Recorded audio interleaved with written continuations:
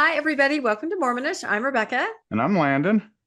And we have an episode. It's more of a somber topic, but it's an important topic. And it's definitely sort of an update on something that we haven't talked about for months, have we, Landon? I haven't been following this at all, so I'm following your lead on this whole thing. Ah, there you go. That's it. Well, of course, we're talking about the entire Chad Daybell, Lori Vallow scenario that everybody's been covering in one way or another for the last, gosh, how long has it been? It's been quite, Several years at this years. point. Yeah. Yeah, it has. And in fact, you and I and some others, and I wish I had those pictures, but I think they're on my other hard drive or something. We actually went out to Idaho, didn't we? We went Yeah. to Chad's house. Yeah, I'm trying to even remember when that was, but we saw that wall with the remembrances and the pictures and the flowers and the balloons. And yeah, that was a pretty overwhelming experience, I thought. How did you feel about that?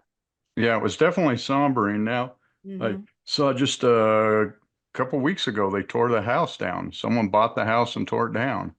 Yep, that's exactly right. Which I had thought that I understood that the kids, his kids, one of them had bought it or lived there or were connected in some way. His kids that still support him, even though, the verdict and the outcome and everything. So I'm not exactly sure, but we've definitely heard from people that are neighbors. I've done some podcasts with Steve Pinecker, with Bernadine, one of Chad's former neighbors. There's just been a lot going on as people have been following it. And then it seems like there's been kind of a little lull. We haven't really had any news as we're kind of waiting for the next set of trials in Arizona to kind of kick in with the death of Lori's husband and one of her husbands. And then all of a sudden in the news this last week, there was something that I thought was rather interesting, very sobering, as I said, but interesting. And that has to do with a jailhouse phone call and sort of an update on Lori's mindset that I think we're all kind of curious about. So I kind of put together some slides just so we can go over this quickly. And I'm just calling this kind of a Lori Vallow update. Again, I know you guys are saturated with this. I know that you've been following this, and every other podcaster I know has done quite a bit on this, but I haven't really seen this newest little update covered too much. Although who knows, by the time this airs, maybe 5 or 6 other podcasters have covered it. But and like Landon said, he hasn't really been following it. So this will kind of be new news to Landon. But I also want to kind of frame it, I don't know, in a bigger picture, kind of a context of what her mindset has been all along. And is it still that mindset? Is she still thinking the same sort of is she in the same fantasy world that she seems like she always has been? What do you think, Landon? Unless she's gotten some mental help while she's in Yeah. jail, I doubt that much has changed Yeah. with her. So, No, and that's what we're going to see, I think, once we get to the phone call. So I thought we would just quickly run through a very fast, just kind of timeline. I think everybody knows this timeline, but I thought this was a good one. Just kind of gets everybody up to speed very quick on where we are right now with Lori, even though, again, I know that everybody has followed this. So there was an article that was out over the summer that says people know Lori Vallow Daybell as the so-called Doomsday Mom, stemming from coverage of her children's disappearance and deaths. She's been called a monster and a cult mom. Vallow Daybell is accused, along with her husband, Chad Daybell, was sentenced to life without parole after an Idaho jury found her guilty in May of 2023 on all charges for her role in the death of her 16-year-old daughter, Tylee Ryan, her 7-year-old adopted son, Joshua J.J. Vallow, and her husband's first wife, Tammy Daybell. She had pleaded not guilty.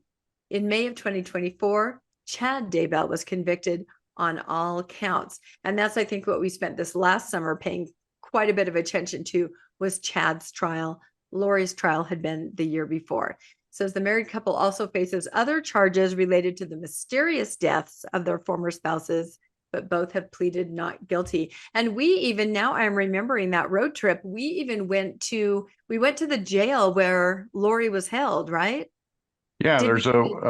a jail in the jail in Rexburg, and it Yes, has a woman's wing, and so you could yes, see that. And then we also went to where Chad was being held, we did. which is it was in a county jail that was really small. There was only Mhm. like 3 or 4 cells Yeah, no, in I that remember jail. Yeah. kind of circling the building going, he is like right there. It's a very small building. Like, he's right there in one of those rooms in one of those cells. So it was interesting that such a high profile, a case that everyone internationally, everyone was following. And yet they're just in these little, in Idaho where it all happened. So anyway, so they're both now in jail and awaiting further trials for further things that have happened. So let's go to it. Like I said, this will be a very quick timeline. We'll just go through some dates to get everybody up to speed, and then we'll tell you what just happened last week. So we can just take turns reading this. I'll start. So in 2006, Lori and Charles Vallow, that's Charles right there, a picture of Charles, are married. They're raising Tylee Ryan. That's Lori's daughter from a previous marriage. Okay. Then in 2014, Lori and Charles adopt J.J. Vallow, grandson of Charles' sister. That's right. I guess I didn't realize he was adopted. I thought that was their son. Okay. Yeah. And I was going to say, I think a lot of people might not have caught that detail, that it was actually from Charles' side of the family, and Lori and Charles adopted JJ. So that's exactly right. Tylee was a daughter from a previous marriage, and JJ was the grandson of Charles' sister. So, and that's, and his whole side of the family was so involved in the trials, so always searching for him, always looking for JJ, really a catalyst for, everything coming to light, because they didn't give up on trying to find what had happened to him. So, so then flash forward to 2017. Like I said, we're moving very quickly. And if anyone wants more details, any podcast out there has covered this, blow by blow as we go through everything that happened. And its ties to Mormonism, of course, because Lori and Chad are both members of the Church of Jesus Christ of Latter-day Saints, or were. And Mormonism, so many twists and turns and so many ties to Mormonism throughout this entire scenario. And I think that's why we that are Mormons or post-Mormons looked at it just with this eye, where we kind of understood some nuance to it that somebody else on the outside looking in. I mean, you recognize some of the things, some of the reasons they were giving, some of the rabbit holes they were going down into this dark sort of doctrine. And I think that's what made it so fascinating to all of us, and also so kind of terrifying to see this. Because I think a lot of us, we recognized family members maybe that were into some of this stuff that they were into, because as it says here in 2017, friends started to notice a change in Lori as she starts reading these Doomsday Books by Chad Daybell. Do you remember discussion about the Doomsday Books, Landon? Yeah, I've heard about them. I haven't read any of these or really seen any of them. They look more like pamphlets really than books. Yeah, they were, and they were sold at Deseret Book. And these are just books about the end of the world, near-death experiences, things, from the past, sort of revelations. This idea that we're in the last days is sort of that concept that we need to prep, that it's coming soon. There are signs everywhere that we need to look for. And I think we all know people that even now, even more so now, I mean, think about conference, just this last previous conference a weekend ago, they dialed up that doomsday rhetoric. Did you notice that in President Nelson and President Stevenson? They were just talking about the end of the world and being ready in the last generation. Did you notice that? I didn't, because I didn't watch conference. That's right. I forgot how I was talking to. Landon consciously took a break. Let me rephrase it. Did you hear me talking? I heard you talking about it. Yes. Yeah. No, they definitely did dial up that rhetoric. And I talked about that on the Mormon newscast. And I said, to me, that's very irresponsible. And I came across some posts today where it was a therapist who had some teenagers, young adults that were LDS, and they were really nervous and upset. I heard this in conference. Is it the end of the world? Will I ever grow up? I mean, just this concept. And I think we've all lived with that. Think about it. Weren't you told you were the chosen generation, that you were set aside for these last days? The fight is coming. That rhetoric existed when we were growing up, for sure. Oh, yeah. Saturday's Warrior, the play itself was that you were there in the last day, and this was the last hours. And, yeah, it's clearly irresponsible. This is a ploy that churches have used forever. Is when they start losing members, they start claiming the end is near. You don't leave now. Don't leave now. You're going to miss the big finish. stay longer, stay in the boat. Stay in the boat. Jesus is coming. Yeah, that's right. And some people like Chad make a living off that. His Yeah. books are all about that and just the last days, what signs to look for, and with definitely a very LDS spin and bent, using characters from the Book of Mormon and stories, legends. Yeah. So Lori in 2017 started to get involved in this, started to be very attracted to this, to the point where friends were noticing that she was even starting to treat her kids a little different. She was starting to act a little bit different as she really immersed herself in this concept of the end of the world. And Chad Daybell, this author that she was reading at the time and really admiring. So then what happened the next year, Landon? Looks like her and Chad Daybell meet. That's right, in 2018. And if I remember correctly, it was at a conference, one of these kind of prepper conferences. There are, to this day, still these conferences, these websites, these places you can go to explore this whole kind of dark world, this rabbit hole. And they met at this conference. I think he was there, promoting his book. And I believe right away he said things to her like, oh, we knew each other in a past life. I think we were married before in a past life. This concept that you were someone very important in a past life. You were married to Moroni or, something like that. And of course, that's really exciting and attractive to hear if that's kind of already your mindset. And I've heard other people use this before, this idea that we're okay. We can kind of be together because, we knew each other before we were together. And honestly, there's precedent in the church for this kind of thought. At the very end of Joseph Smith's life, he was starting to kind of dabble, or at least express an interest in the idea of multiple mortalities and plural probations. That in its own could be a podcast by itself. I actually think we've talked to Ron Jurgensen about coming on to do that, because he was starting to explore that. And some of his inner circle were starting to explore that too, especially Eliza R. Snow. Just this idea that, and maybe you've heard this before, that in order to progress, to the highest levels of godhood, you have to have been a prophet on another world and a Jesus on another world as you experience mortal life over and over as you learn and grow. Have you heard that at all, Landon? Only from you. I hadn't heard of it, but I think they've solved this problem, because I don't think Chad or Lori are going to get any probations at this point. Oh my goodness. Yes. There you go. A dad joke on an episode about Lori Vallow. I don't know how we could even do that. Oh my, excuse us, everyone.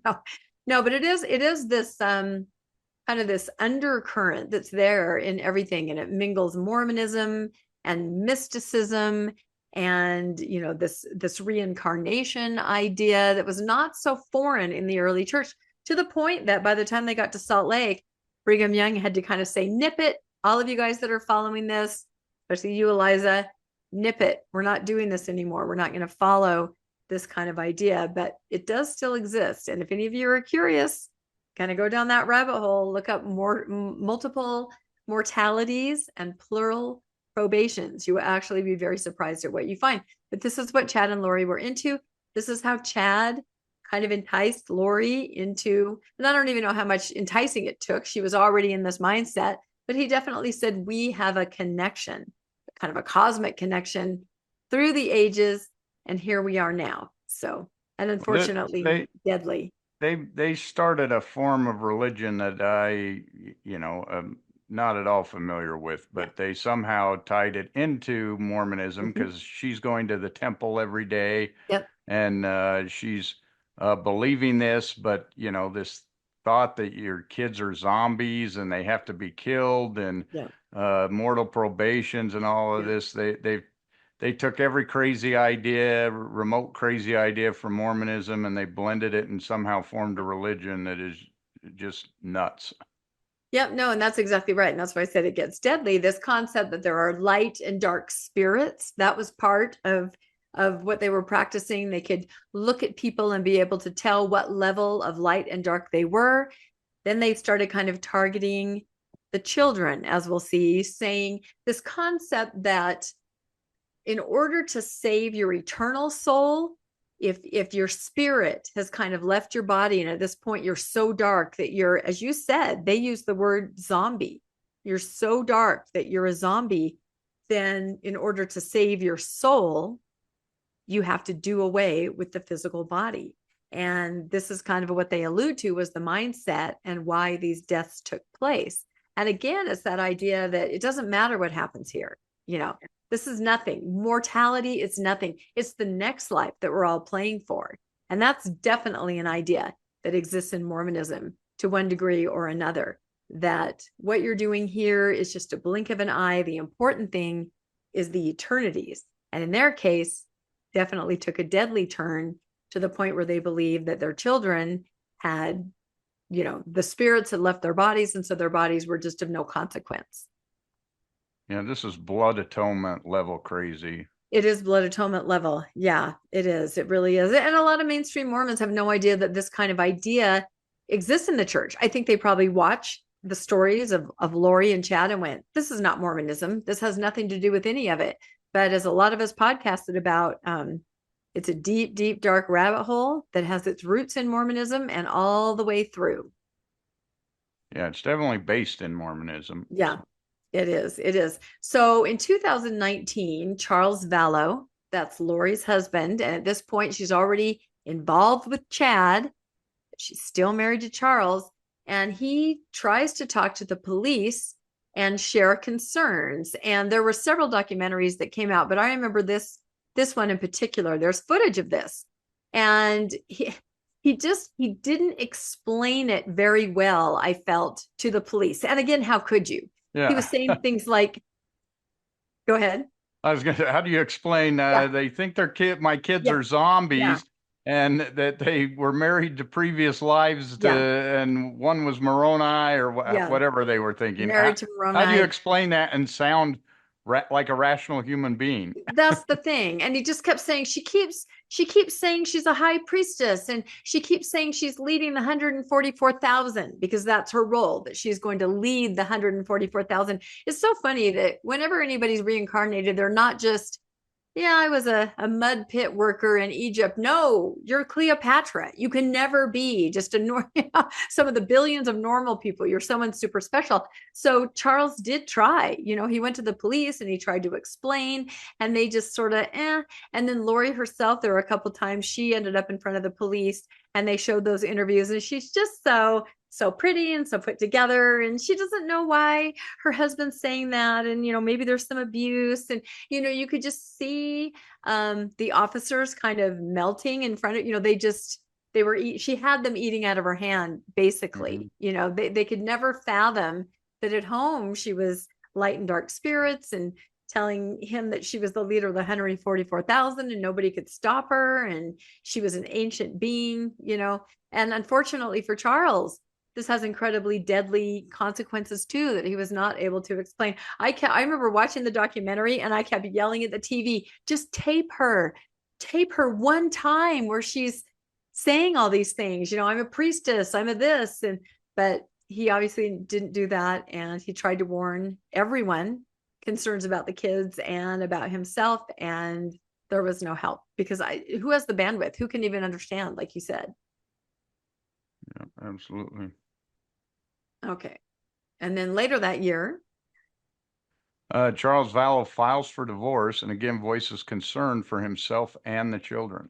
Yep. So he says, I have to get out, but this is not a good situation. And these guys are in danger. But again, it's really hard to have anybody understand, especially in Idaho, I think, or Utah, that a mother might be somebody that's a danger to her children. I think that's very hard to get anyone to understand, especially in this scenario.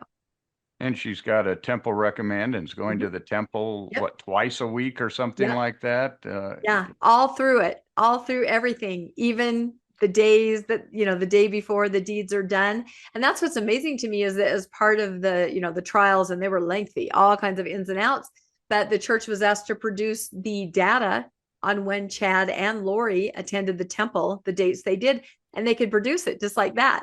So that tells you that they do know who goes to the temple and how often, because they scan your temple recommend with the barcode. But they were able to show that they went to the temple, I think just the day before or very close to the days when all of these tragedies occurred. So again, it's all mingled together, this mysticism, this occult, this idea of reincarnation, the past, this special mission from God or from Jesus directing everything. And then modern day Mormonism, going to the temple, trying to get answers. I don't think we can wrap our heads around it. And I think people that were not LDS trying to follow all this, I think their minds were blown half the time by what they were hearing. Yeah, and it seemed odd that JJ, that she got custody of JJ. I know they adopted them, but JJ's, blood relative to Charles. Yeah. And yet she had custody of him. Yeah. And those were some ins and outs too that I can't remember exactly how that happened, but as we'll see, well, poor I guess Charles, they killed Charles. So yeah, poor Charles, again, just a wake of destruction, and seeming no remorse when you look at the pictures that we're going to go into next. It really is unfathomable. So that's exactly what happened. Within a few months, Charles Vallow, Lori's husband, now divorced, is shot by Lori's brother, Alex Cox. And the story is there was an altercation inside the home. The daughter was there, and, something happened, and Alex ended up shooting Charles. Now, this is strange too, because the relationship between Lori's brother, Alex, and Lori herself was extremely unusual. They were very, very close. A lot of people alluded to not in a very healthy way. And he definitely was a protector, Alex, and part of this whole idea that you have a role to play. In these last days, you have an important part to play to bring about whatever we're supposed to be bringing about. So it's almost like it's just this cosplay, this idea, this special mission that you're so different from everyone else and you have special knowledge. And in this case, Charles Vallow is shot and killed. Okay, so in 2019, Lori moves to Rexburg to be near Chad Daybell, because that's where Chad lives. That's where he's running his little book publishing company from, with his kind of book and other people that are kind of in that industry, those types of books. And Chad is married to Tammy Daybell, who you can see right there. But at this point, he and Lori have been connected since 2017. And we have some very disturbing and explicit texts between the two of them. We don't have them here on the episode today, but, they had this whole fantasy life as they're involved together, where they call each other different names and they have this higher purpose, and they were gods and goddesses. And it's just, wow. It makes you, when you walk down the street and look at anybody, you just go, you look totally normal, but who knows what's happening under the surface? Who knows? But at this point, she moves into this townhouse and she's in Rexburg. This is September of 2019. And she's gone there to be near Chad. Okay. Now we get into the really tough part. So go ahead and read that, Landon. Yeah. September 8, 2019, Tylee Ryan disappears. That's right. And, the public at large doesn't really know that right then. We don't know. She's a teenager, and it isn't like right away there's a wanted poster. In fact, exactly the opposite. But in hindsight, we do know this is the last picture of Tylee, last time she was seen. And there she is holding JJ, and that's Lori's brother Alex standing there. It almost looks like Yellowstone, doesn't it? I think I remember it was a trip to Yellowstone, yeah. But as they went through the forensics after the fact, this is the last time that she was seen alive. So, and then we have September 9th. Remember that last slide was September 8th. This is September 9th. This is the very next day. And this property that you see right here is Chad Daybell's property. This is where we were. In fact, which road were we on? That road in the lower left all the corner? cars on it.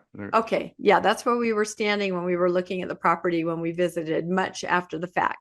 So in the very next day after that picture of Tylee was taken, Alex, Lori's brother, is in Chad's backyard. They were able to ping his phone and determine after the fact during the court proceedings that he was in Chad's backyard. And Chad told his wife Tammy in a text that he was in the backyard.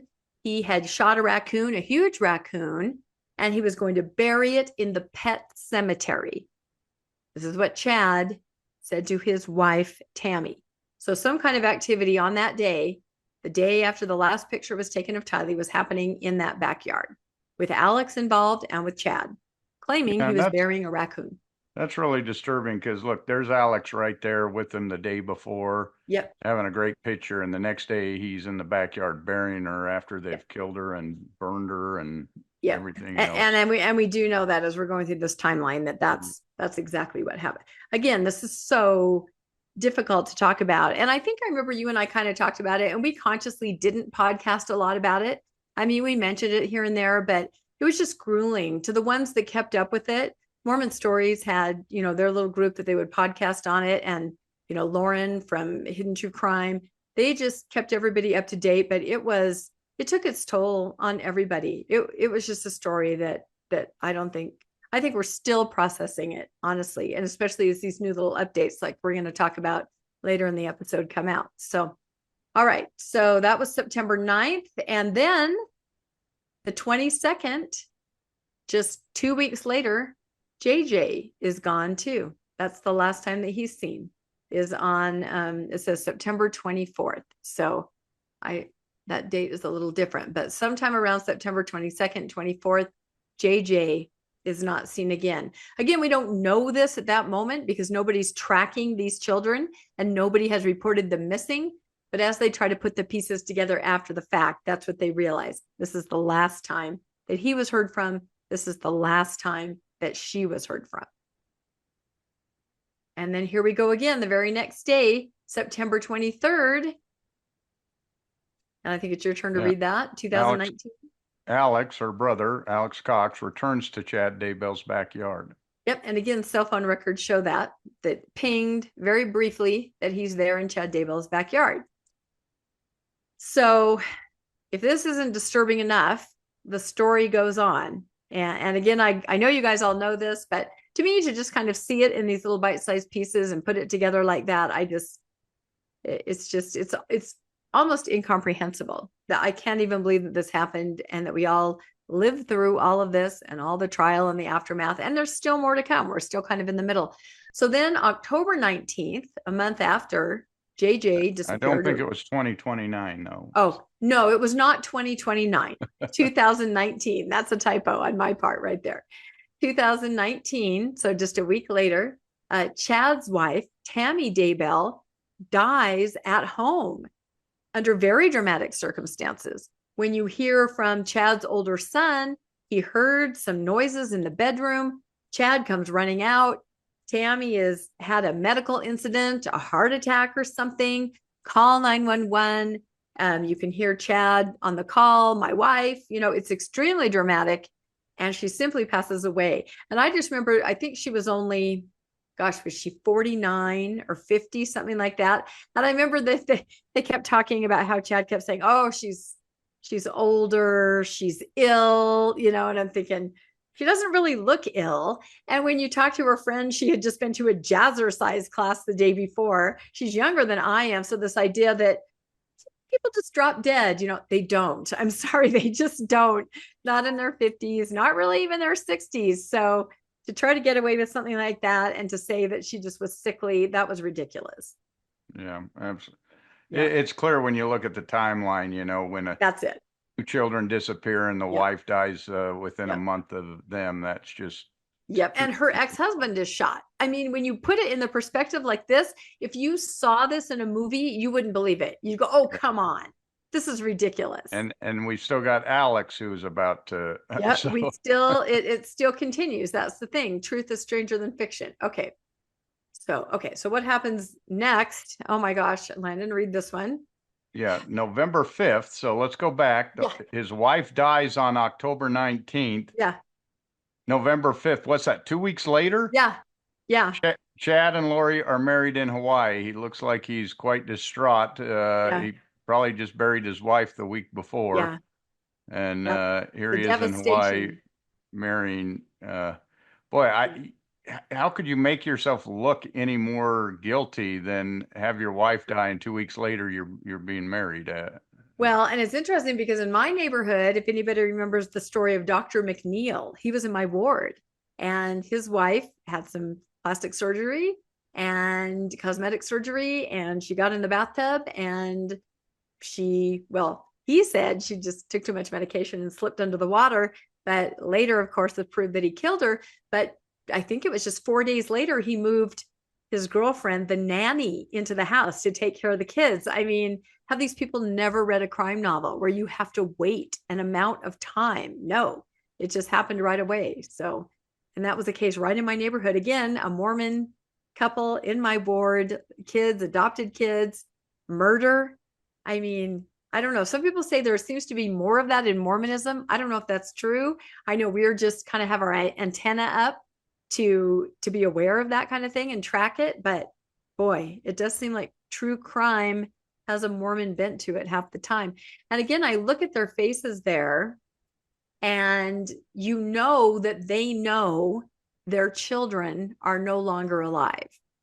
Her children are no longer alive. You know, they know that at this point. And Chad knows what he did to his wife.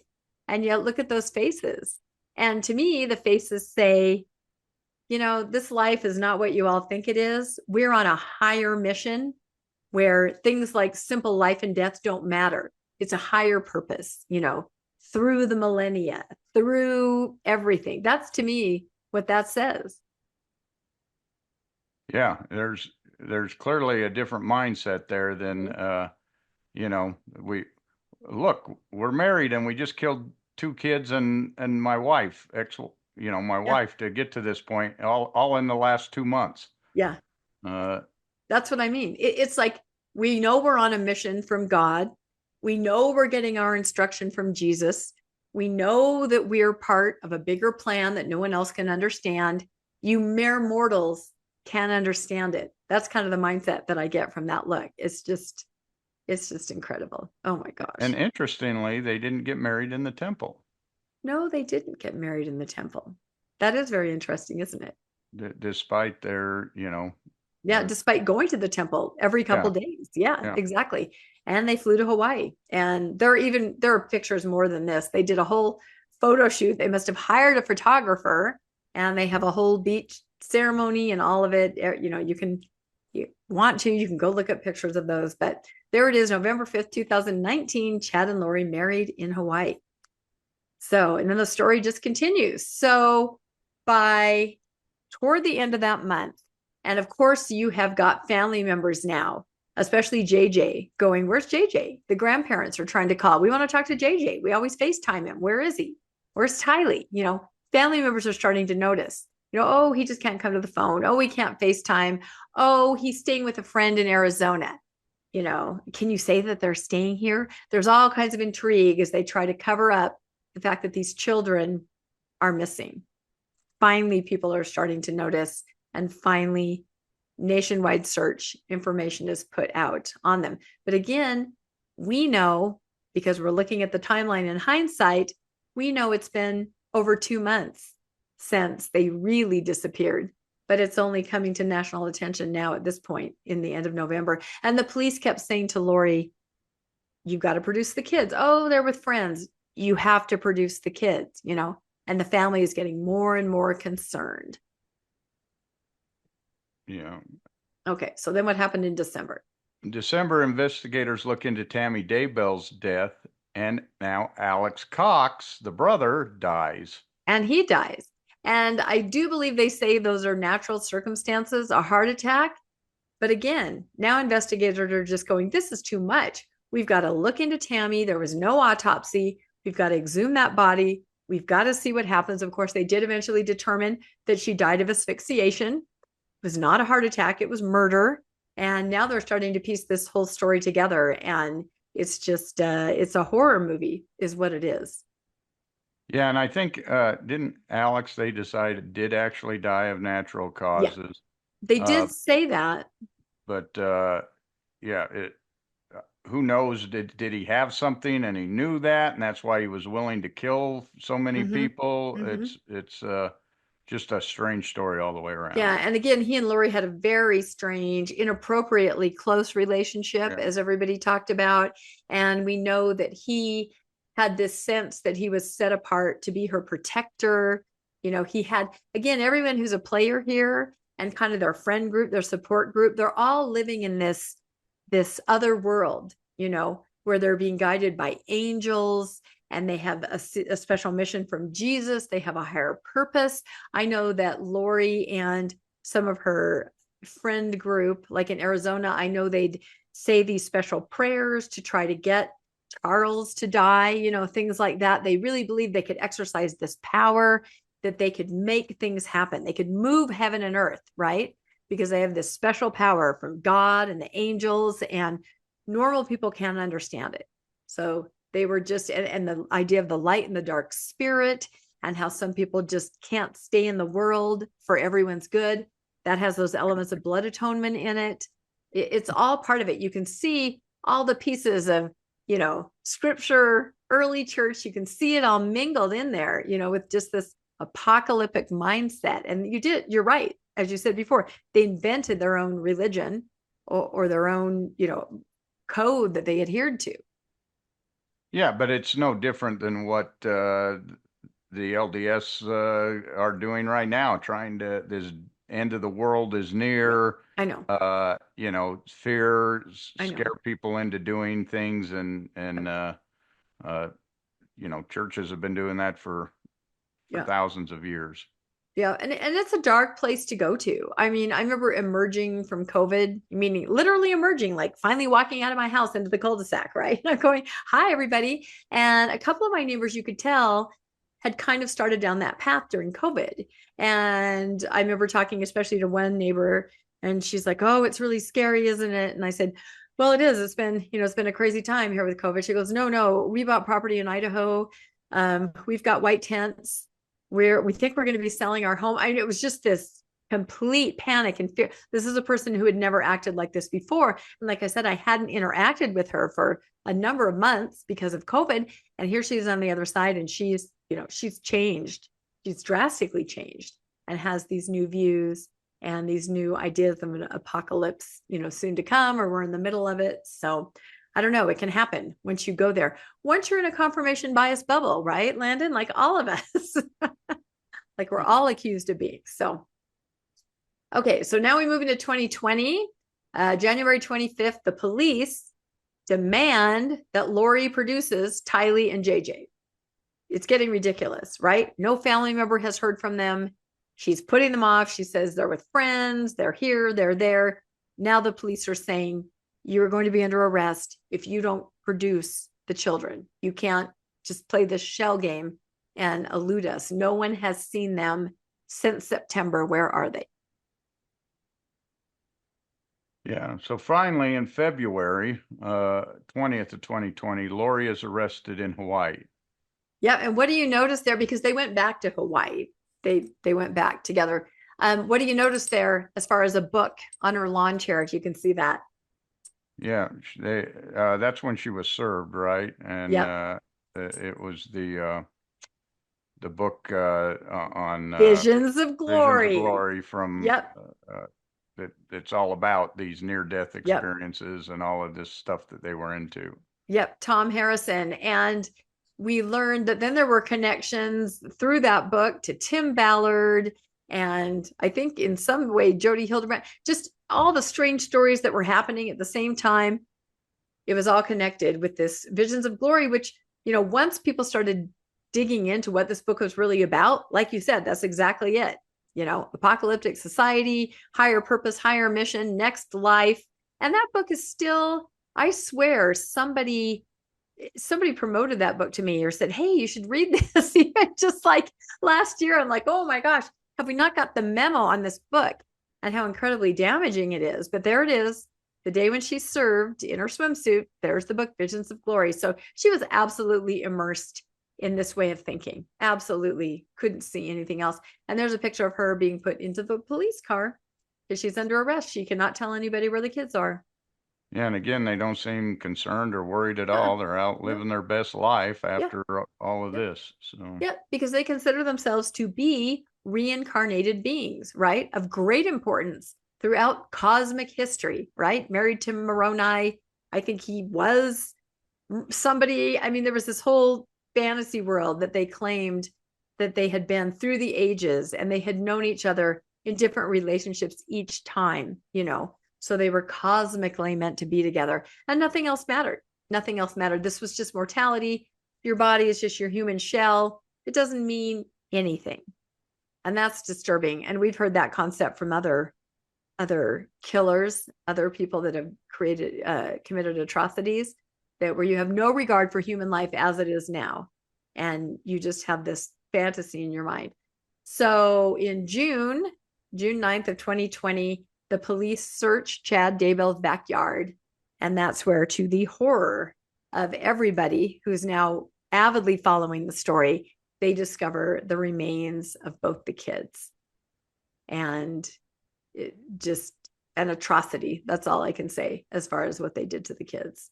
And they have recordings of him on the phone saying they're looking in the back where, and he's talking to Lori, and it's clear that they both know that's where the remains are. This isn't something that the brother buried them and all that.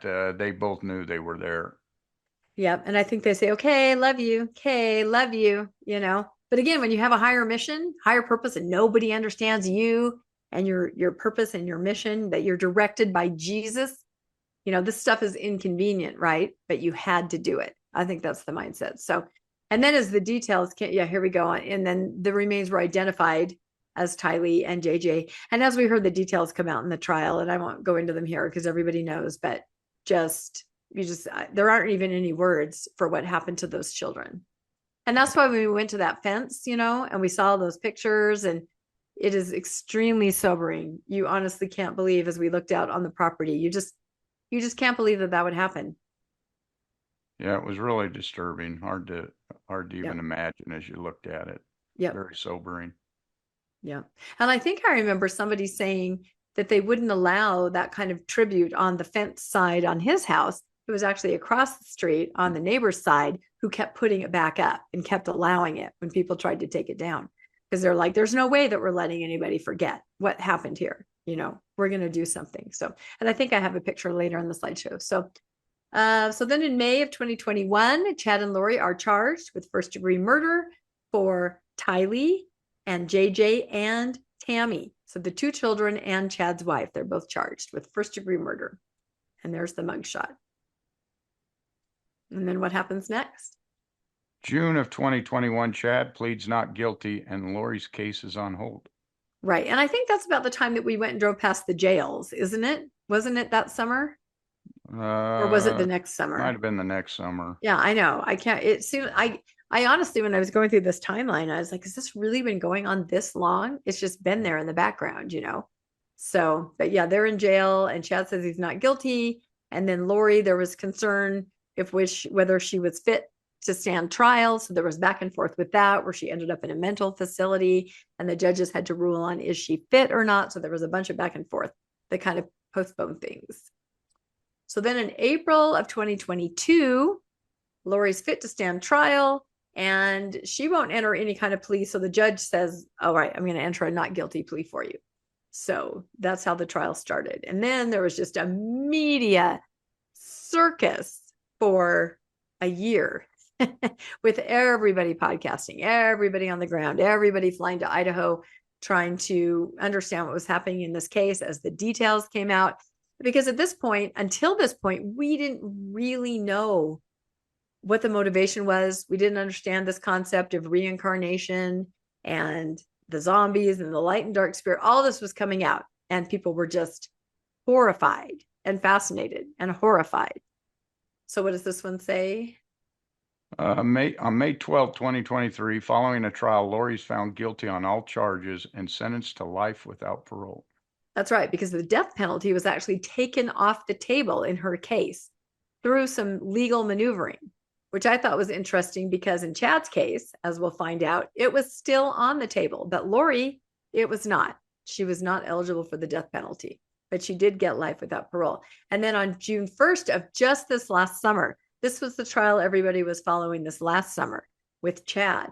And everybody wondered, would he try to say he was simply manipulated by Lori, that she was the one that got him to do everything. And they did kind of try to say that, there's a lot to it. And again, a lot of podcasts that you can refer to if you want all the ins and outs. But June 1st, Chad Daybell was sentenced to death. He did get the death penalty for the deaths of Tylee and JJ and his wife, Tammy. So Lori in jail without possibility of parole, and Chad himself sentenced to death. Yep. And then I thought, since we're going to be talking about Lori's mindset and the phone call that we're going to go through that happened this last week, it was interesting to me because I was curious, does she still have this same delusional mindset? And so I think a lot of you remember this statement that she made when she was sentenced. You're allowed to read or say something. And there are plenty of recordings of it. You guys can look those up, or maybe I'll link them in the show notes. But I just kind of took out some excerpts from this statement that she made that to me reflect her mindset, where she has no remorse because she doesn't need to have remorse, because she has a higher purpose, a special mission.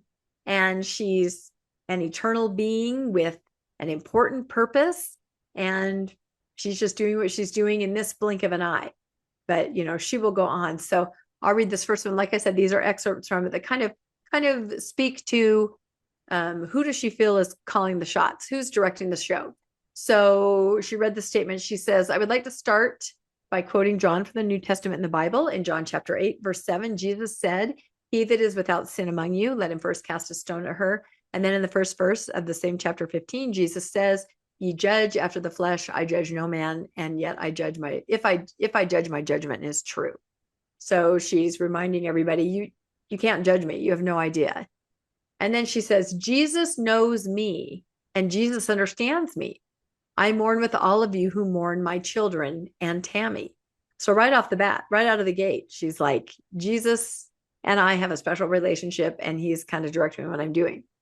She says, Jesus Christ knows the truth of what happened here. And Jesus Christ knows that no one was murdered in this case. And of course, what she says is that Tylee is the one that actually accidentally killed JJ in trying to keep him quiet in an apartment. He was being a little loud or something. And then so distraught by what Tylee did, she then killed herself.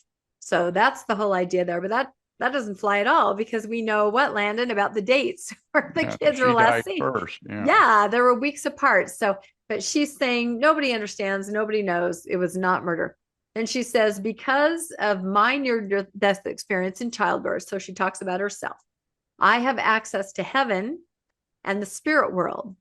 Since then, I've had many communications from people now living in heaven, including my children, Tylee, Ashlyn, and Joshua Jackson. So she says in this court statement that her children, she's very close to the spirit, and her children have actually come back to visit her. Now, I've talked before about how I grew up in a family where visitations were very common. I called them genealogy ghosts, but my mom was always saying, oh, great grandma so-and-so, she was just sitting in that chair. She just visited us. She just told me where I could find this next name in the genealogical records. So I understand this mindset where you feel like you're living between two worlds, and maybe more in the world of spirit than the world here. So to me, this is chilling, because this is how I grew up. Just regular conversation at the dinner table. Great grandma so-and-so visited me today. Someone who'd been dead for hundreds of years. So yeah, this gives me chills. She also says that she talked to her sisters who were dead, Stacy and Lolly, and her aunts and uncles and her grandparents. She says, oh, I've had many communications with Jesus Christ, the Savior of the world, and our heavenly parents. So this kind of gives you an idea of her mindset. She really does believe that she is a very special person who is in communication with not only her own children and relatives who have passed over, but Jesus himself is guiding her every thought and action. Do you remember this statement, Landon? Do you remember seeing it on the news? Yeah, I remember it. And it's just seems like everyone who ends up having communications with Jesus or God ends up killing people or you Yep. know, And we're going to go into that at molesting the, children or yep. something else, you Yep. know. No, we're going to go into that at the end because those are the parallels that I drew. And I just kind of want, that's why I'm going over this statement again. So I think I have one more page of it and you can read that. Here's some more. And again, these are excerpts. There was more, but these are the relevant points to the fact that she was being guided by powers on high. She said, many angelic visitors have come and communicated with me and even manifested themselves to me. Because of these communications, I know for a fact that my children are happy and busy in the spirit world. Because of my communication with my friend Tammy Daybell, I know that she is also very happy and extremely busy. I have always mourned the loss of my loved ones, and I have lost many in this mortal world. However, I know them more than most people. I know where they are now and what they're doing. I know how wonderful heaven is, and I'm homesick for it every single day. I know we all lived in heaven before we were born on earth, and we were all adult spirits in the heavenly realm. We chose to come to earth as mortals. This just sounds like a testimony meeting. That's what I'm saying. If you ever question the influence of Mormonism on this case, here it is right here. Yeah, heaven is more wonderful than you can possibly imagine. I do not fear death, but I look forward to it. But then I was told by Jesus that I needed to go back and complete things that I had covenanted or promised to do before I was born. And that's part of her near-death experience, which, as we know, is extremely common, isn't it, Len? And that's always a part of it. You're told that you need to go back because you have a higher purpose. That's almost in every NDE that we talk about. Well, and the church keeps telling us that you've covenanted to do things before you were born. Yep. So they're walking right down this pathway. That's exactly right. You have one foot in this world, but you have one foot in the other world. My own mom had a near-death experience, same kind of scenario. She died, she went up to heaven. Somebody, read in a book, you're not supposed to be here, your name isn't here, you have more to do, you must go back. I mean, this is extraordinarily common, and it gives the person this grandiose idea of a higher calling, right? The rest of us couldn't possibly understand. And in some cases like this, it turns absolutely deadly. This caused me a lot of distress because I knew heaven was my real home and I only wanted to be there. I was free from pain, emotional and physical. Then I was shown how I would help my children and others in the future. So ultimately, I did agree to go back to my body. Yeah. Let's see. Do I have one more page of that, or was that all I cut out? Yeah. Okay. So go back one. Yeah, exactly. So, and the rest of her testimony talks about, it's interesting when we hear that someone has passed away, pay attention. You will hear this in the Mormon vernacular.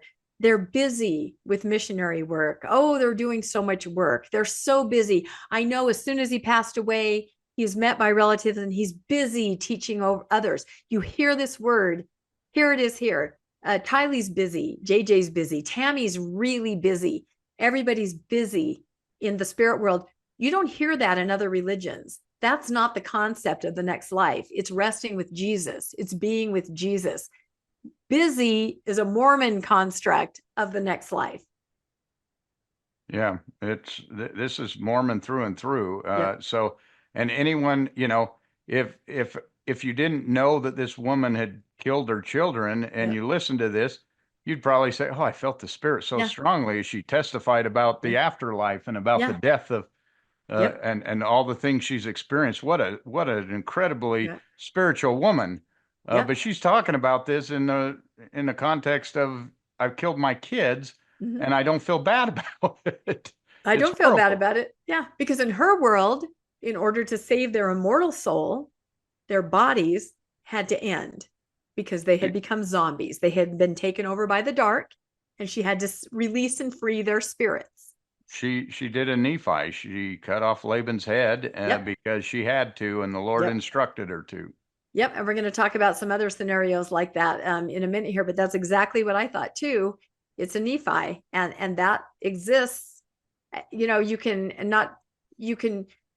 take that to other scenarios too, where it's not murder, but it's something like a temple's coming to my town. Do I turn on my neighbor and act this way? You just are doing these things for this higher purpose that you normally wouldn't act that way, but you feel you have this special calling and role. Yeah, we see that members of the church all the time Exactly. where I've been called as the bishop. I now need to stop doing this, and this because I now have a higher calling. And this is just an extension of that. Yeah, it is kind of like how I always say sleeper cell, right? All of a sudden activated to do something. Prop 8 or proclamation of the family, or just all those kinds of things. Of course, this is the extreme degree. So where is Lori Vallow now? After we've kind of gone through the whole chronology there, Lori Vallow Daybell is currently in an Arizona jail. She's awaiting trial for the murder of her ex-husband. That would be Charles Vallow, and also the shooting of another man, and that's going to be the husband of one of her nieces. Because people in the family were kind of starting to, well, she had this idea that some people were standing in the way of her mission. And so the idea is just take them out, if they're in the way and they don't understand. So she's in the Arizona jail. The charges are she's facing 2 counts of conspiracy to commit murder in Arizona. And that's getting Alex to shoot Charles. She is accused of planning to kill her ex-husband, Charles Vallow, and attempting to kill Brandon Bordeaux, the former husband of one of her nieces, who, if I remember correctly, she felt he was standing in the way of what needed to happen, and also keeping her niece, I think, from being a part of it. There was something like that. Trial for Vallow Daybell is scheduled to begin in February of 2025. So it's not over. We're going to have the same thing again, where she's back on trial, this time in Arizona, and this time all about Charles and all about trying to kill her niece's husband. It's just like a decade-long scenario that is happening here. So, okay. So that brings us to where we are right now, just this week. So she has a son, Colby Ryan, who, if you watch any of the documentaries, you'll see him there. He's, I think, her oldest son, and he's Tylee's half-brother. And so he was very instrumental in these documentaries of kind of explaining and talking and helping people understand what was going on. I know he's been, I think, semi-estranged from her. I don't believe he has talked to her for 4 years. I think it's been that long. He does have a podcast, and we will link this entire jail phone call in the show notes. I was not going to play the whole thing. We will play an excerpt. So it says, Lori Vallow Daybell says that her children were not murdered, and she is on a mission from Jesus, and her case has been blown way out of proportion. The convicted killer made the statements to her oldest son, Colby Ryan, in a phone conversation from the Maricopa County Jail in Arizona. She is awaiting trial on conspiracy to commit murder charges in relation to Charles Vallow, her 4th husband, and Brandon, how do you think you say that? Bordeaux? I would say Bordeaux. Yeah, her former nephew-in-law. Ryan, her son, posted the 64-minute conversation Sunday on his YouTube program, the Scar Wars podcast. It's the first time that he has spoken with his mom in 4 years, and the first time the public has heard from Daybell since she read that statement, the one that we just read the excerpts from, at her sentencing in Fremont County in July of 2023. So it's been almost a year and a half since anybody's heard anything from her. Judge Stephen Boyce ordered her to serve a life in prison for the murders of Tylee Ryan and Joshua J.J. Vallow, her children, and Tammy Daybell, the former wife of her current husband, Chad Daybell. And this is from an article in the East Idaho News. So this is what we're going to go into. And I think the first thing that we're going to show is a tiny little just clip from it. The audio is hard to hear, and that's why we're going to go through some of the statements. And this is just a little clip to give you an idea. But Ryan did call his mom, Colby Ryan, and recorded. And he said that his mindset in the call was not to really refute the things that she was saying, because then it would just be total chaos and wouldn't make any sense. He just kind of wanted to listen to what she had to say, to bring up some things, but not to kind of go at her for each statement that she was making. So he just kind of let her talk. And that's what was recorded and put up on his YouTube channel. But again, the interesting thing is no one has heard from her since that statement. So we'll see if we can get that going. That's set up. Here we go.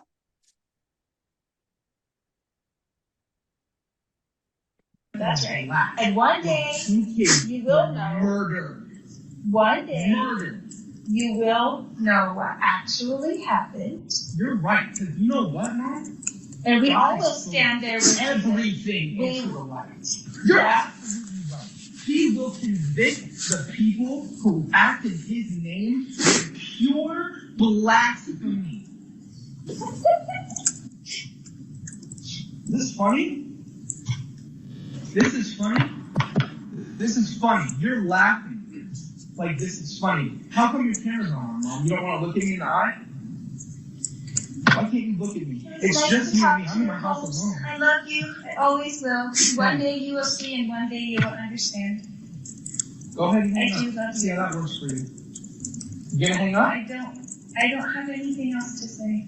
You obviously don't know. Let me tell you You something, weren't Mom. there. You weren't there. Summer wasn't there. My mom wasn't there. The police weren't there. The FBI weren't there. You're right. Nobody Mom there. was there. Tylee and JJ, Mom. Yeah, and guess what? They know. They know exactly what happened. Backyard. And they love me. And we're still together forever. They love me, and they are fine, and they do know the truth, and I know the truth. And we're the only people that do. So you can judge me, Colby, all day long. Go ahead and judge me. The whole world has. The whole world has judged me. Listen to me. They don't know, and please you stop. don't know. You don't know what I've been through, and you don't even give a crap what they've been through. Nobody does. I don't. Except for me. Anyway, it's about an hour of that, of her just saying, you don't understand. Nobody understands. I know. Jesus knows.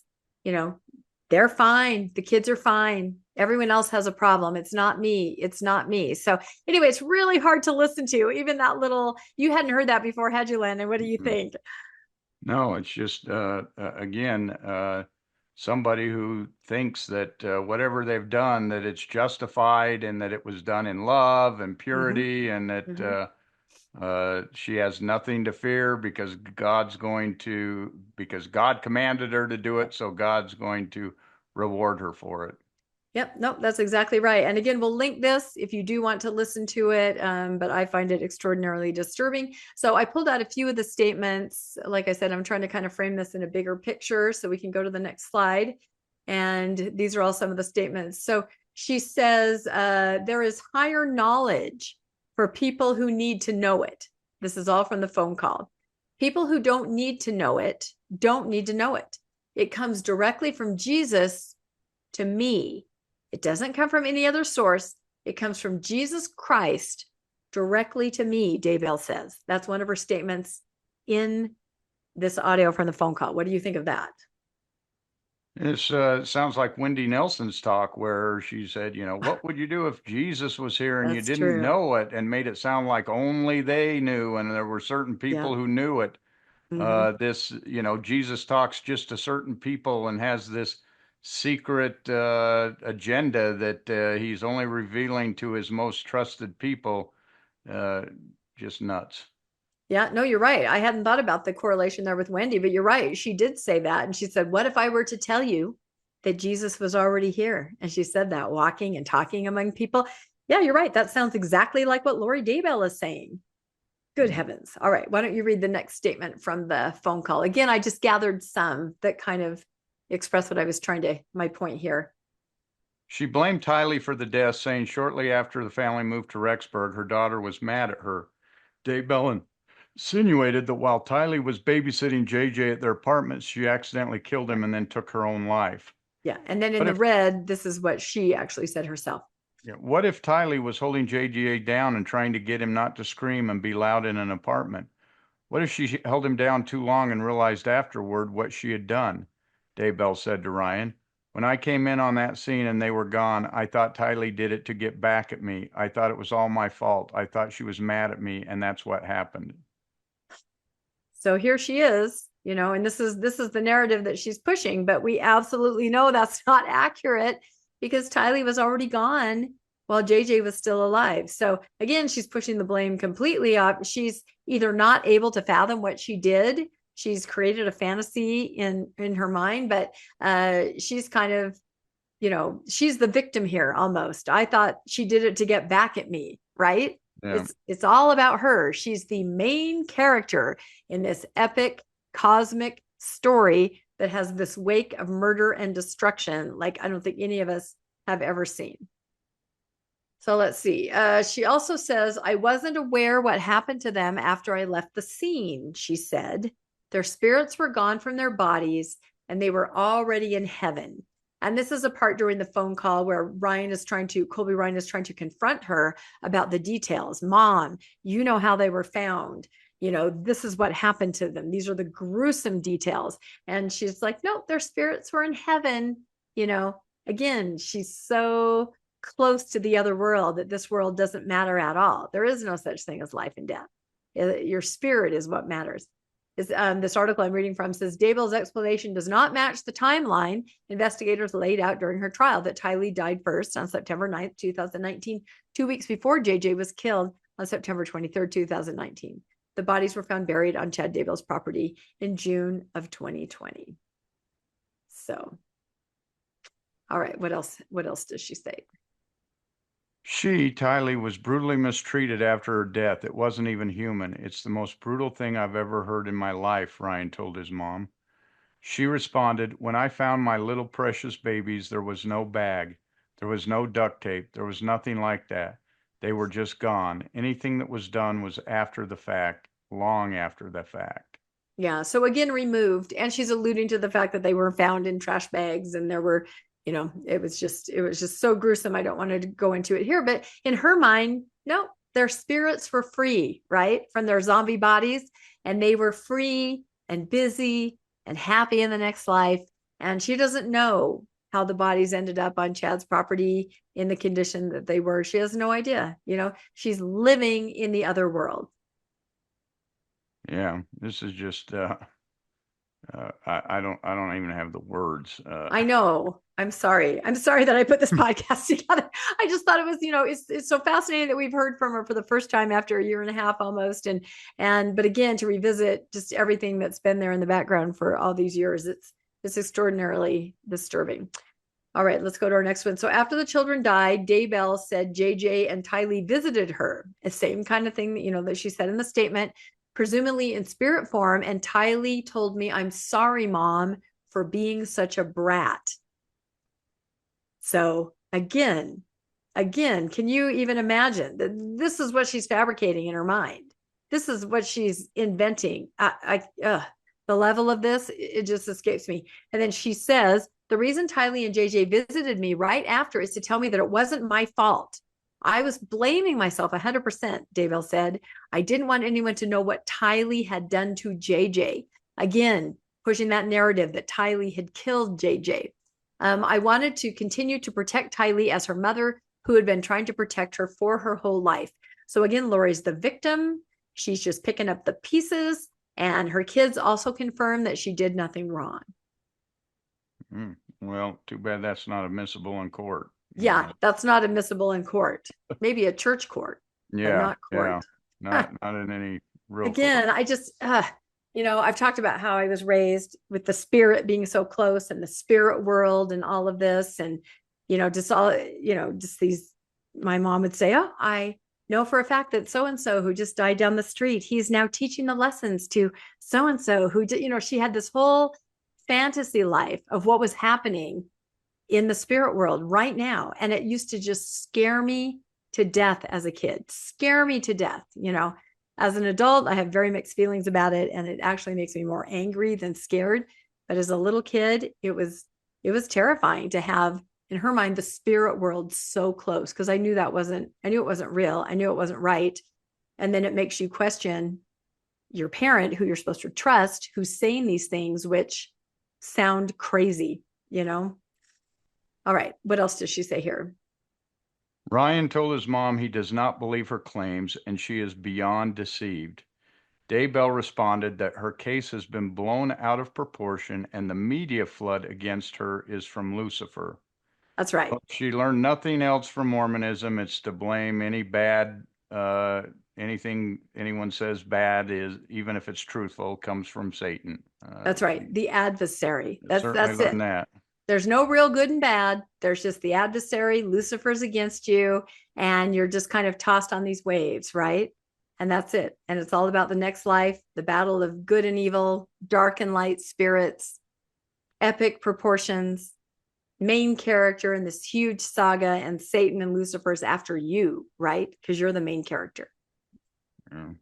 Yeah. And I think we all know people that are kind of like this to one degree or another. I mean, I'm describing my mom, but I think there are a lot of people that feel that way. The adversary's after me, or I'm this pivotal person, or, it's just this main character syndrome that I think, I don't know if it's scrupulosity, whatever it is in the church, but maybe it's the I am a child of God syndrome. You're special, you're set apart, and some people take it to this degree where it's just, you can't even believe that these things happen. So she said there are 8 women.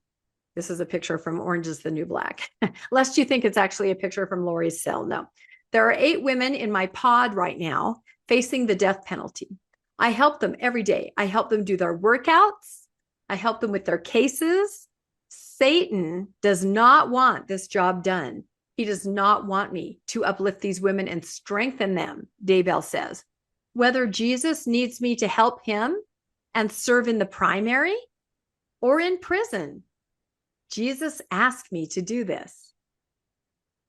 That is so Satan does not want these women to get off. He wants them to be persecuted and get the death penalty. But Jesus wants her to help these women with their cases so that they can get, or just support them, like how Jesus visited those in prison and that kind of thing. But it terrifies me how casually she said, whether I'm in primary or I'm convicted of murder and I'm in prison, Jesus wants me to do all of this. You know what I mean? It's very disturbing. Yeah, absolutely. But again, she has this higher purpose, this higher mission. Satan's trying to stop her. Jesus is guiding her every move, her every step. She's doing what Jesus wants. And that's who's the driving force behind her life. Because she's this eternal being that's been this warrior, this goddess, right? All through the ages. And just at this point, she happens to find herself here, just at this particular moment. But she'll go on. And so will Chad, because he was also supposed to be some kind of warrior God person. Good heavens.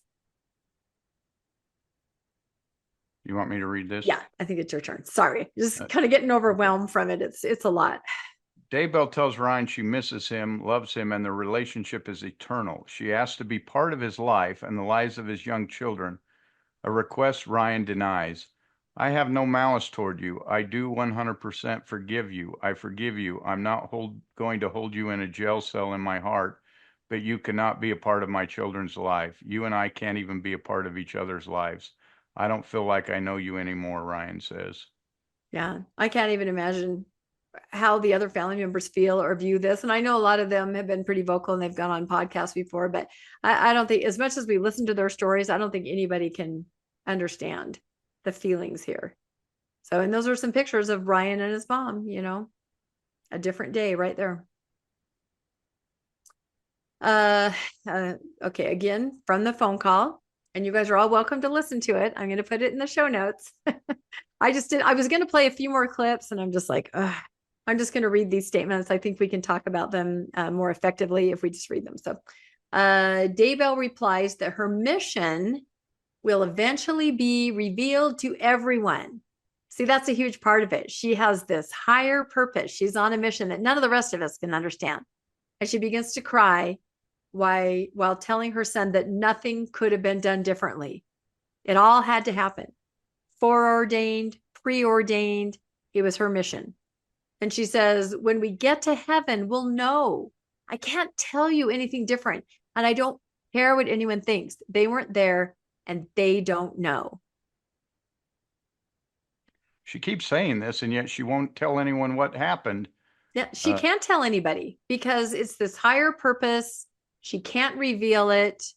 It's almost like she's thinking of herself as Jesus, right?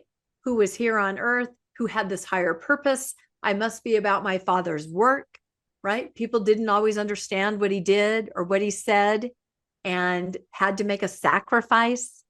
In this case, her children, and yet continues on into the next life, in glory, right? There's so many parallels. I think she thinks that she's a Christ-like figure and she's suffering, but she did what she had to do. Sounds to me more like Christ is an accomplice to murder, that he participated in this whole thing, the way she describes it. The way she describes it. And this is not the first time this has happened, as we'll see later. So, okay, I think we're on to the last statement. Yes. Before ending the video, Ryan firmly states that Tylee had nothing to do with the deaths before he breaks down sobbing. My sister did not kill my brother. She didn't, and to put it on her is so unfair. It's so unfair to Tylee. She would never do that, Ryan says. Yeah. And that's his main thing. He's really upset that in death, she can't defend herself. And yet that is what Lori's saying, is that Tylee's the one that did it. So, but we all know that's not true. We know that isn't a fact because of the timeline. Nobody believes that, but that's the narrative that Lori's going with, you know?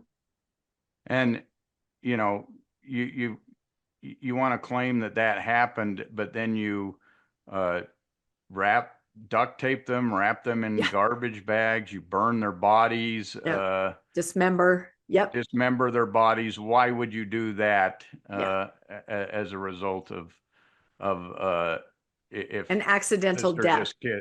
An accidental death of kids that you love, and then you go and do that to their body afterwards. It just sickening. And again, she's saying that she didn't have a part of that. When she saw them last, just their spirits were gone. She's very callous about the human body. You know, it's the spirit, because she herself is a spirit, a warrior goddess, you know, ancient millennia ago. Oh, it's just this complete fantasy fueled by this apocalyptic mindset, which still exists. If you don't think people are still into this stuff, oh, they are even more in an election year. I'm not kidding. So this is a picture of the fence that we saw. And if you were to go to the left, that's where the house and the property is, because they wouldn't allow this on their property. I think I was told, but across the street right here. And, you know, just signs, pictures of the kids, teddy bears, balloons, you know, things like that, because, you know, right now it's all about Chad and Lori, and everybody wants to make sure that the memory of these children is what's preserved and protected. Yeah, this was, as I said, this was hard to look at, knowing what happened across the street. I know. And it's funny because we go, like when we travel around with people, we'll go to massacre sites, you know, and we're very interested in history, and we're kind of fascinated looking at it from maybe a bird's eye view. And I think when we were planning to go here, it was kind of like that. Oh, let's go see that, you know, let's mark off that. It's kind of, I was looking at it in sort of a historical, let's see this, it's a part of history. But then when you get there, you just, words can't describe it. It's not like that at all. It's very sobering, and it's real life, and it's right there. So, all right. Like I said, I was trying to put this in a bigger framework, and I was struck by her phrase, I'm on a mission from Jesus, right? A mission from Jesus Christ. He's directing me. He has a special mission for me. These are the things that she was saying. And again, you're right, Landon. If you heard this in a testimony meeting in another context, everyone would find this incredibly inspiring, right? Yeah. Jesus is directing me. Jesus, I get my marching orders from Jesus, right? We've heard testimonies like that, haven't we? Oh, yeah, absolutely. And like I said, it seems like everyone who talks to Jesus ends up killing somebody. So. Yep. And I tried to I just wanted to see this, like I said, this larger framework. So as we end here, I thought, you know what, I'm just going to look back the last, 50 years or so. And I'm going to see, and only in Mormonism, and I'm going to see if there are other examples of this idea that Jesus is directing you to the point where it spirals to murder or something like that. So my first thought was this concept of the one mighty and strong. And this is in the D&C, Joseph Smith says, one mighty and strong would set in order the house of God and arrange for the inheritances of the Latter-day Saints. Now, this was written, I think, as kind of a shot across the bow for Edward Partridge, right? The presiding bishop of the church.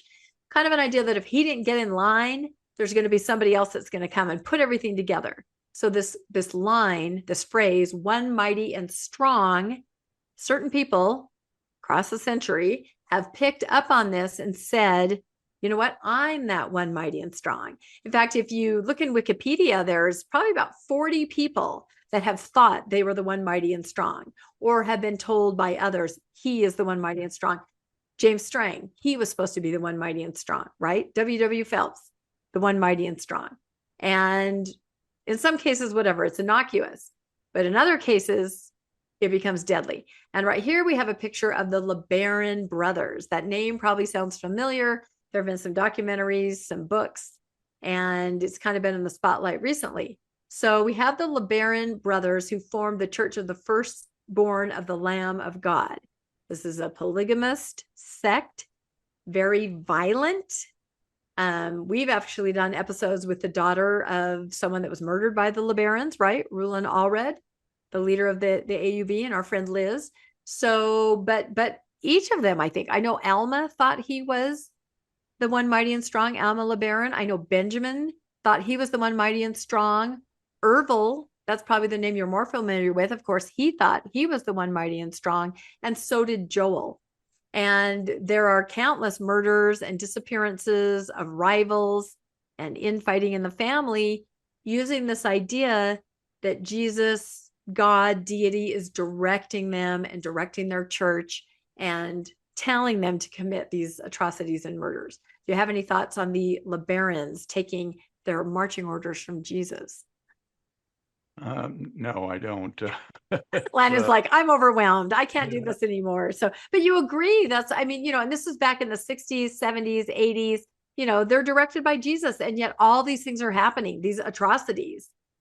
Yeah. And they continued to happen even after these guys. Yep. We just seem to keep getting more and more of these crazies. Yeah, that's exactly right. But in this case, specifically saying on the one mighty and strong, Jesus is directing me. So let's go to the next slide. Here's another person, actually brothers, who were on a mission from Jesus and thought that they were the one mighty and strong. Who are these, Landon?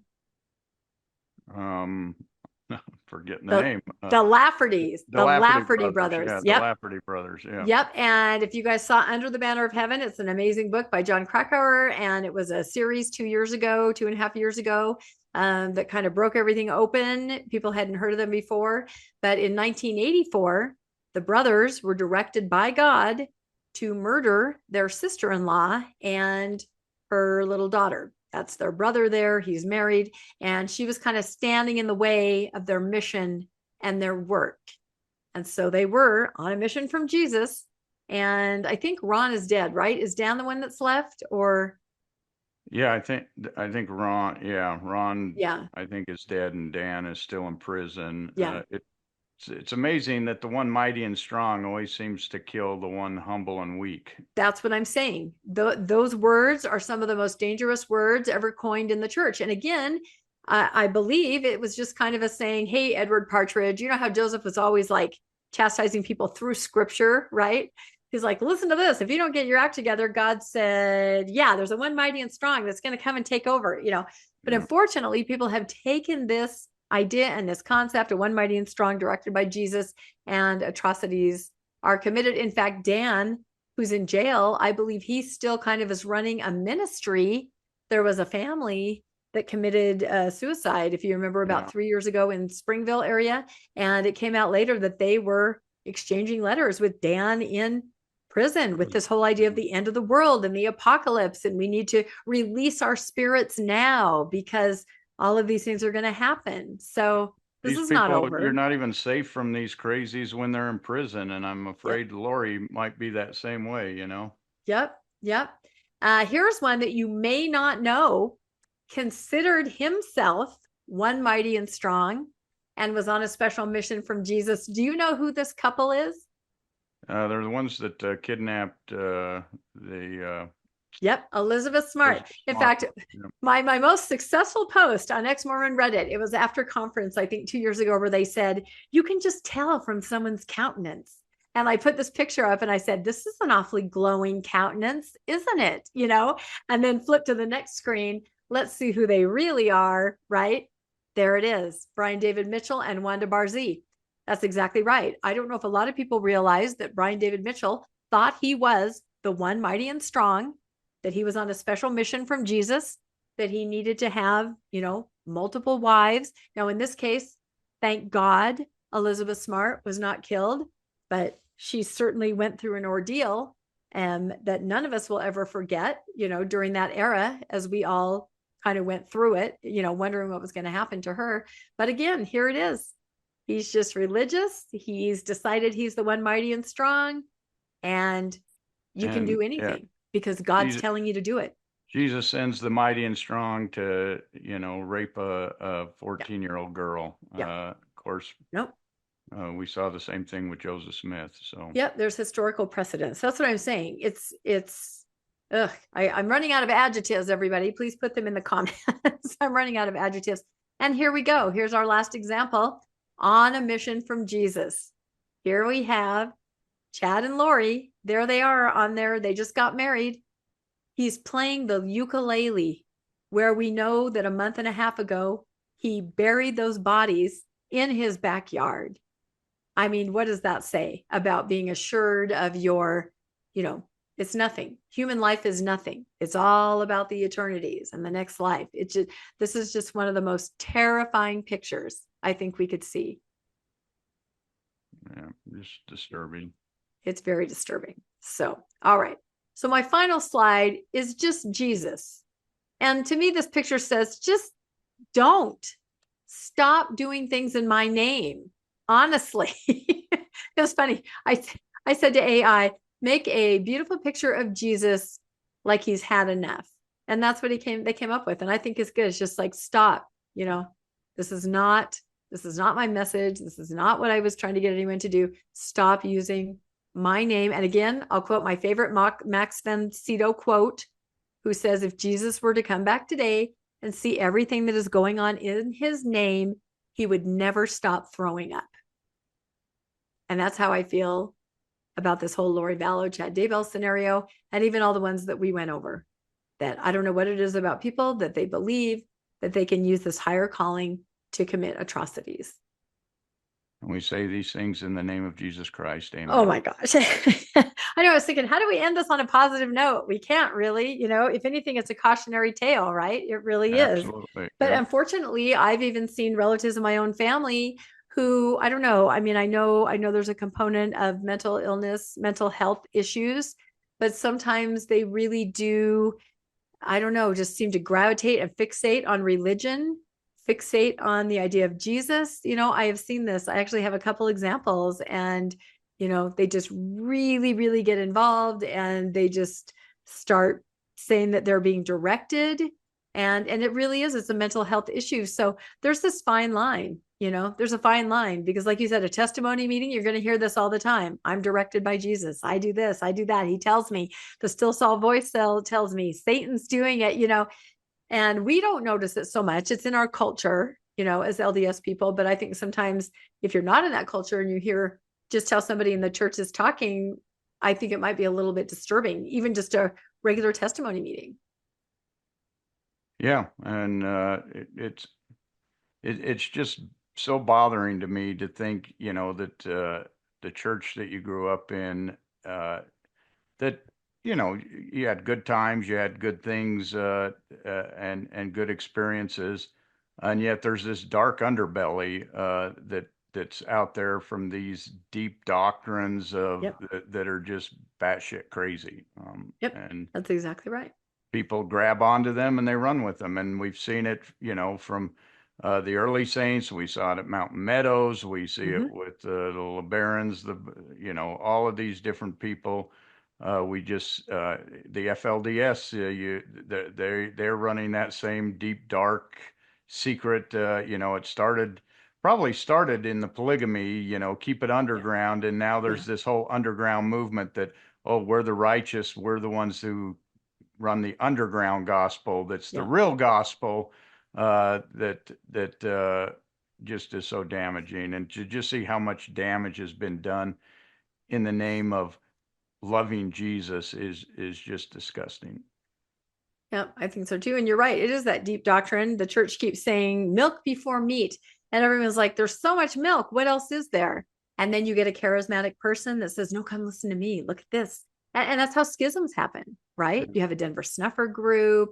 You have people who don't believe in polygamy. You have all these little groups that find secret, special information in, the books, the writings, everything. And there's a lot. I mean, we're talking, there's a lot to go through, a lot of crazy ideas from the earlier church, and they take them and they build a whole scenario curriculum around them, and they influence people. Well, that's because the church promises, meat.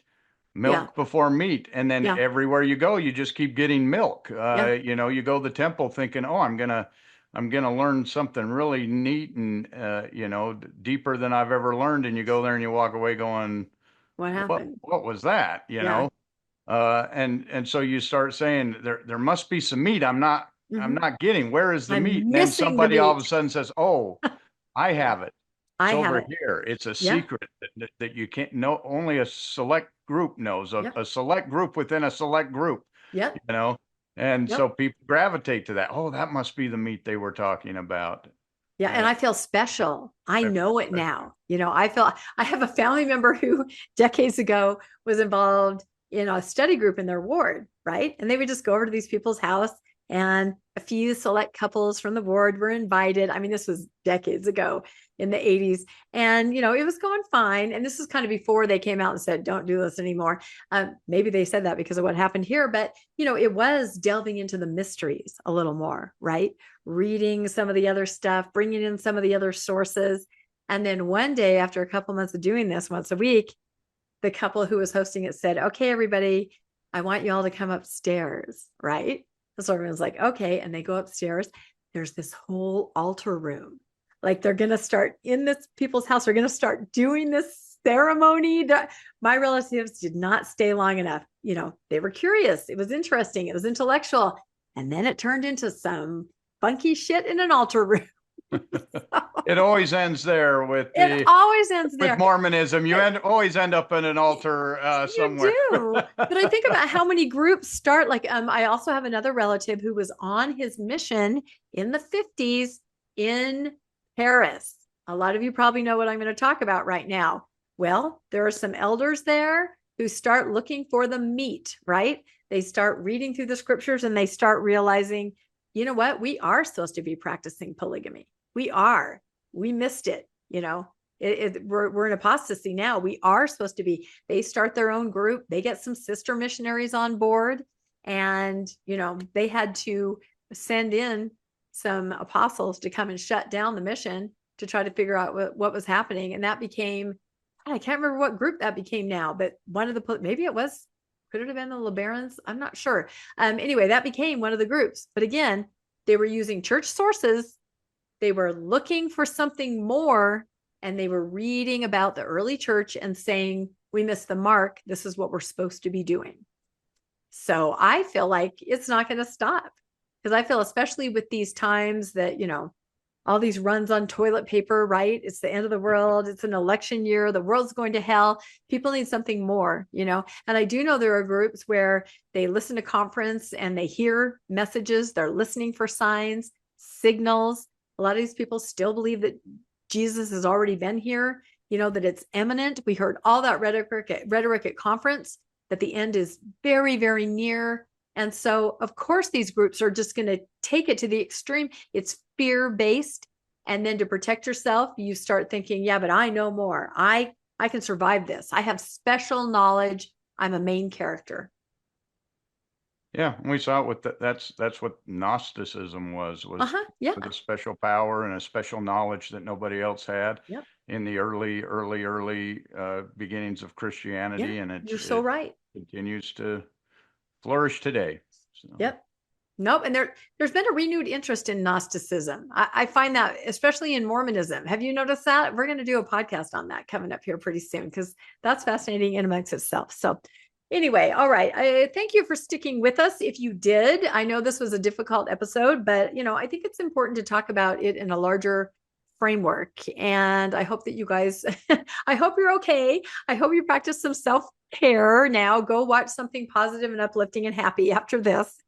Again, I'm sorry, we don't often do episodes like this, but I thought it was important just with the new information that came out and Lori speaking. You know, she has not said anything for quite a while. And again, like I said, I'll link the entire video from Ryan's channel in the show notes so that you can listen to it if you want to, if you can get through it. So, and please comment. Did you follow the whole Lori Vallow, Chad Daybell saga over the last couple of years? What do you think about this idea of the danger of searching for this meat, right? As the church says, and finding these things that can lead loved ones, lead people we know in the church right now down these crazy rabbit holes. I think it's it's just crazy times, right, that we're living in. So please comment and let us know what you think about this topic. Please like and subscribe to Mormonish Podcast. And if you'd like to be made aware of when new episodes come out, you can hit that notification bell.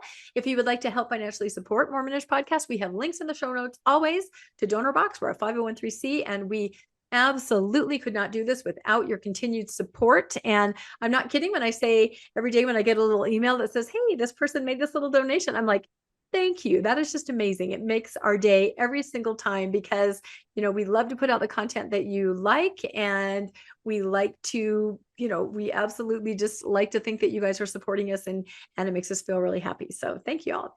We also have links in the show notes to our merch store, where we have all kinds of fun Mormonish stuff.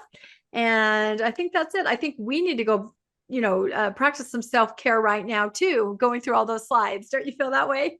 Yeah, this was not easy. So it was not easy. No, but we did it together. We got through it, and there it is. So, all right, everybody, we will see you next time on Mormonish Podcast. Thank you all.